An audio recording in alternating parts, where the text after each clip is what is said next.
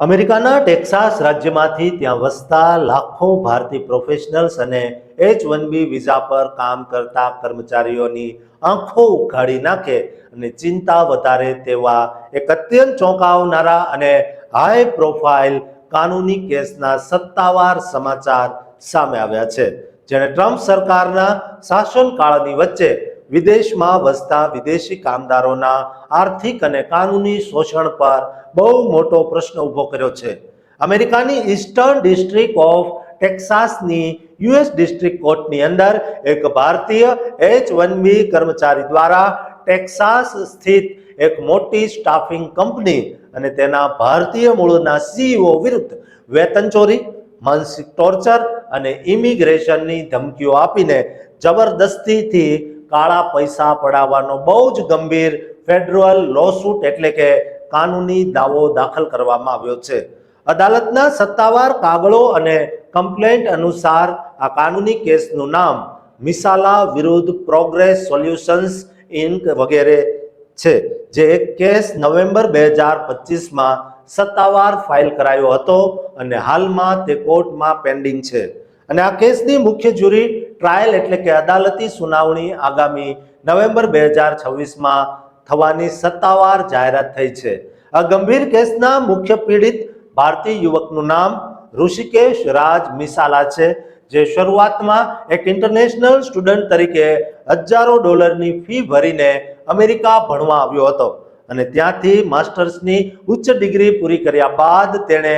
Progress solutions નામની IT staffing company દ્વારા પોતાના સત્તાવાર H-1B વિઝા મેળવ્યા હતા. પરંતુ સત્તાવાર ફરિયાદના આક્ષેપો મુજબ ઓક્ટોબર 2024માં જ્યારે તેનો આ H-1B વિઝા પર સત્તાવાર રોજગાર શરૂ થયો ત્યારે કંપનીના માલિકોએ તેને કોઈ પ્રોજેક્ટ કે કામ આપવાના બદલે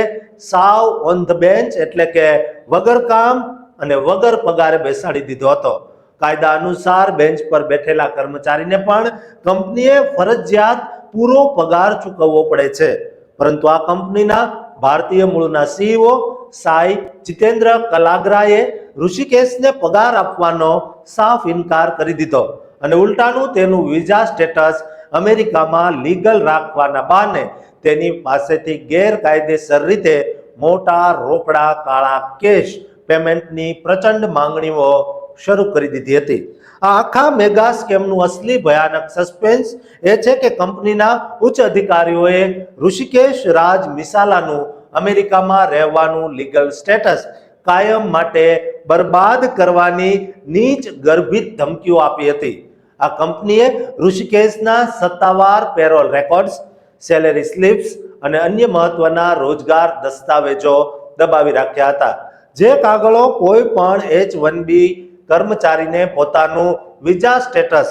અમેરિકામાં જાળવી રાખવા, અન્ય કંપનીમાં વિઝા ટ્રાન્સફર કરવા કે પોતાના વિઝા એક્સટેન્ડ કરવા માટે અતિશય અનિવાર્ય અને જરૂરી હોય છે. ઋષિકેશ મિસાલાએ કોર્ટ સમક્ષ રડતા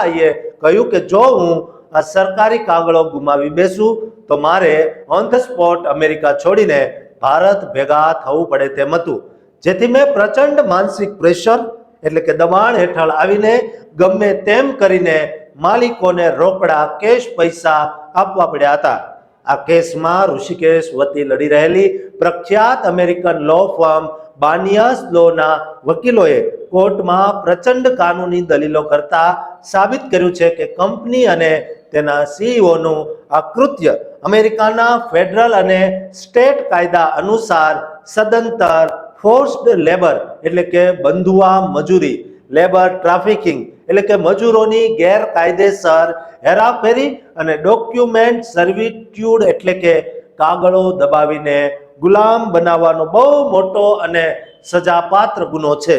આ ફરિયાદ હેઠળ બચાવ પક્ષ પાસે અટકેલા તમામ વેતનની મોટી રકમ, દબાણથી પડાવેલા કાળા પૈસા અને પીડિતને થયેલા આર્થિક માનસિક નુકસાન પેટે કરોડો રૂપિયાના જંગી વળતરની સત્તાવાર માંગણી કરાઈ છે. આ કેસ જો કે ગયા વર્ષે નોંધાયો હતો, પરંતુ ચાલુ જૂન 2026ના મહિનામાં જ્યારે અમેરિકાના મીડિયા રિપોર્ટ્સ દ્વારા આ આખા કૌભાંડનો ભાંડો જાહેરમાં લાઈવ ફોડવામાં આવ્યો ત્યારે આખા અમેરિકાની દેશી કોમ્યુનિટીમાં ભારે હોબાળો મચી ગયો છે. ઇમિગ્રેશન એડવોકેટ્સ અને સામાજિક સંગઠનોનું કહેવું છે કે આ કેસ એ લાંબા સમયની કડવી વાસ્તવિકતાને છતી કરે છે કે અમેરિકામાં ટેમ્પરરી વર્ક વિઝા પર રહેતા વિદેશી કામદારો કેટલા લાચાર હોય છે, કારણ કે તેમનું કાનૂની સ્ટેટસ સીધું તેમના માલિક કે સ્પોન્સર સાથે જ ટકેલું હોય છે અને જો માલિક ધારે તો કર્મચારીનું આખું જીવન રાતોરાત બરબાદ કરી શકે છે.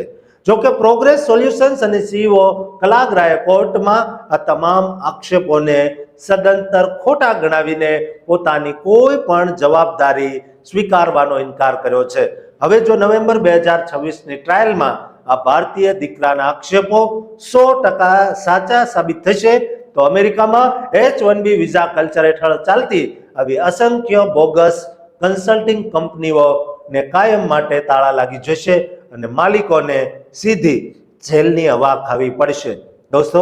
કેટલાય ભારતીયોને આપણા જ ભારતીયો શોષણનો શિકાર બનાવી રહ્યા છે. ત્યારે દોસ્તો, તમામ ભારતીયોને, તમામ ગુજરાતીઓને આ વિડીયો શેર કરજો જેઓ શોષણનો હજુ પણ ભોગ બની રહ્યા છે. તેમને કોઈ હક નથી કે કોઈ તેમનું શોષણ કરે. દોસ્તો, તેઓ બહાર આવી શકે છે, દાવો માંડી શકે છે અને $1 હિસાબ પણ લઈ શકે છે. દોસ્તો, આ વિડીયો એમને ખાસ મોકલજો અને આ ચેનલને સબસ્ક્રાઇબ કરવાનું ચૂકતા નહીં.